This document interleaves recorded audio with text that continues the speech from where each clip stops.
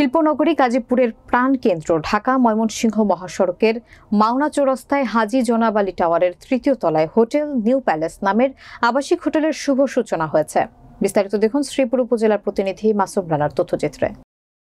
গতকাল বিকেলে ঢাকা ময়মনসিংহ মহাসড়কের মাওনা চৌরাস্তায় যমুনা ব্যাংক সংলগ্ন হাজী জনাব আলী টাওয়ারের তৃতীয় তলায় হোটেল নিউ প্যালেস আবাসিকের কেক ও ফিতা কেটে উদ্বোধন করা হয়। হোটেল নিউ প্যালেস আবাসিকের ব্যবস্থাপনা পরিচালক জানান, দেশের বিভিন্ন প্রান্ত থেকে ব্যবসায়িক কাজে মাওনা চৌরাস্তায় অনেকের আসতে হয় এবং এখানে এসে রাত যাপন করতে হয়। মাওনা চৌরাস্তায় ভালো মানের কোনো আবাসিক হোটেল না থাকায় আগত মানুষজনদের বিপাকে পড়তে হয়।